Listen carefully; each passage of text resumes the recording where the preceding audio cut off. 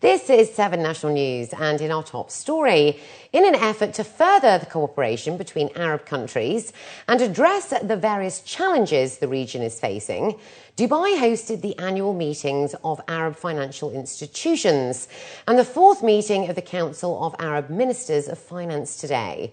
The Arab world needs $80.65 billion in agricultural investment to close the widening food gap. That's according to His Highness Sheikh Hamdan bin Rashid Al Maktoum, the Deputy Ruler of Dubai and UAE Minister of Finance, during the opening session of the event. He added the UAE's initiative to enhance economic stability in the Arab region, presented in September 2011 in Abu Dhabi, is an important step towards achieving joint Arab economies. Among those present included ministers of finance, central bank governors, general directors of Arab finance institutions, as well as international delegates. They said the two-day meet is crucial in promoting economic and financial policies of countries in the Arab world, in order to enhance economic integration and stimulate intra-regional trade to guarantee prosperity as well as food security. I think the most important issue that is going to be discussed this morning for the institution is raising the capital. Because I think the institution are in need of raising the capital to be able to support the member countries, especially that the countries are in need of sustaining economic growth, and that is important, especially for job creation. The institution are playing a vital role in this, and we hope that by raising the capital they will be able to increase their support to member countries. Sheikh Hamdan has given his speech. He mostly spoke about the Arab food needs for this country. You know, that's why he's keen for these people to all use their effort to produce more food and agriculture and other things for these Arab countries which they need. Topics discussed included sectors such as trade and agriculture, as well as measures to develop partnerships, achieve growth and social development in the Arab world.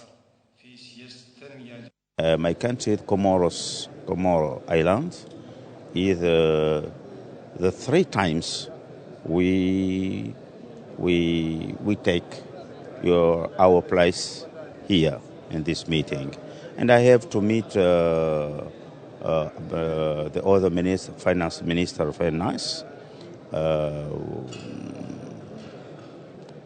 and you have to discuss about cooperation, financial cooperation with country and monetary fund, and cooperation between our countries, Comoro and other countries.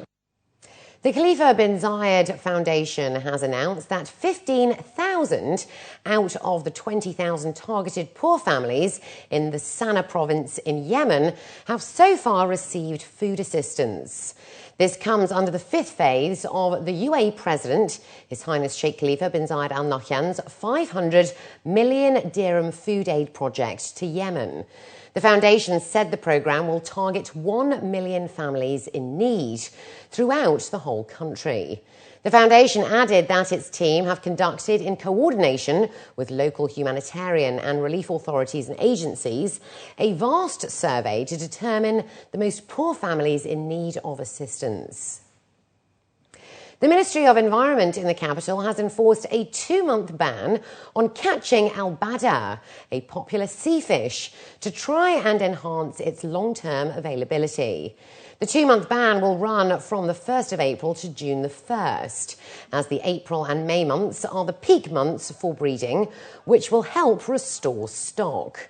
Sultan Abdullah bin Alwan, the Assistant Undersecretary for Water Resources and Natural Conservation at the Ministry, was quoted as saying that the latest statistics from Abu Dhabi show that al-Bada constitutes 1.2% of the total fish catch, approximately 45.4 tonnes, worth 745,000 dirhams, and 1.1% of the total value of catch landed in 2012. He clarified that al-Bada is not under threat of extinction and that the ban is in line to ensure sustainable fishing. The Kurama Centre has been closed after a fire broke out at a supermarket in the mall on Monday evening. According to reports, the fire caught ablaze at 4:30 p.m. due to a short circuit, which was put out immediately by the civil defence team upon arrival, who, along with the Dubai police, then evacuated and cornered off the building. Residents were then allowed to go back into their apartments in the evening. However, the outlets on the ground floor remained closed. The civil defence team will decide the opening of the shops at a later stage. Emirati females make up 30% of cervical cancer cases here in the UAE. Globally, it is one of the most common cancers found in women and the fourth most fatal. In an effort to reduce both the incidence and mortality rate of the disease, the Health Authority Abu Dhabi has launched a screening programme this month. Cervical cancer is 99% caused by the human papillomavirus, or HPV, and is a disease where the cells of the cervix multiply uncontrollably, as explained by healthcare professionals at the 3-day Obs-Gyne exhibition and congress, which concluded today. With a focus on prevention, Dr. Jala Asad Taher, together with her team at HARD, has introduced the HPV programme, which aims to screen 70% of Emirati females across 20 medical facilities in the capital. Currently, there are 100 types of viruses, with HPV 16 and 18 considered to cause or give rise to tumours. Dr. Taher stressed that women need to consider their lifestyle habits, as these are the listed risk factors. Smoking, the use of birth control pills for more than 5 consecutive years, and multiple-term pregnancies, among others, are considered to be the causes. Cervical cancer worldwide is the second common cancer in female, as well as in Abu Dhabi.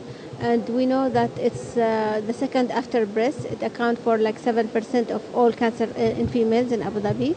In 2011, we diagnosed 61 cases, and most of them in the advanced stages. We started also working heavily on the cancer registry, because accurate data will help us to know the burden of the disease, as well as to monitor the intervention we are doing.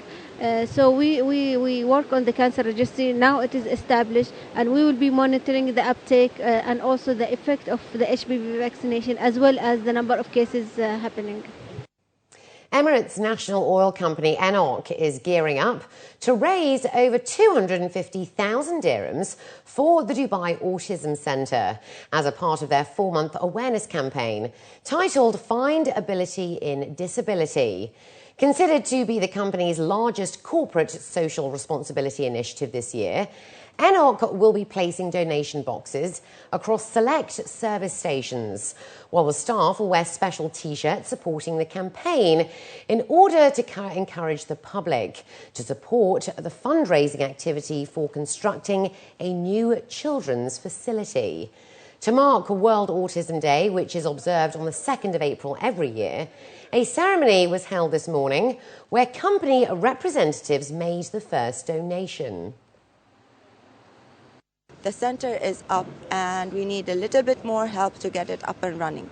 The new center will be absorbing around 200 children with autism, and it will have the best facilities that caters for individuals with autism. We started the campaign, the first campaign, back in 2012. We found the awareness on autism from the feedback from the center itself. People became more aware of autism after our first campaign. So we were eager to go ahead and started the second campaign, which is this year. The goal of it there are two goals. They fall under two categories. First of all, to spread the word of autism. A lot of families in the UAE who have one or two autistic kids within them, but they're not aware how to diagnose this kind of disability. We went on to enhance their knowledge of autism, and more than that, we're trying to get them in contact with the centre itself. And finally, looking to other news, filmmakers and stars in the region are gearing up for the 6th Gulf Film Festival. In addition to efforts of further developing local and regional film culture in the region, organisers say the event also recognises and celebrates excellence in Gulf cinema. The lineup comprises of 169 films from 43 countries, including 72 world premieres. It will feature a diverse genre from personal portraits, epic documentaries, student shorts, and the latest in Emirati cinema. The vision has progressed beautifully. We started on 2008. To give a platform for filmmaking in the Gulf. I have called it at that time the last frontier of filmmaking, because we really, after the film festival of the Dubai Film Festival, we received tremendous submission and interest from the Gulf, and we thought it would not be fair to really try to squeeze that only on the Dubai Film Festival, because that's really becoming big and international. So the idea of Dubai came to start the Gulf Film Festival, and then history is really behind us.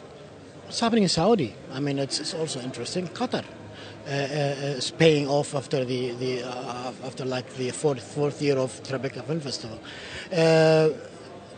45 out of 93 films from the GCC is from the UAE is also a reflection of all the help they are getting.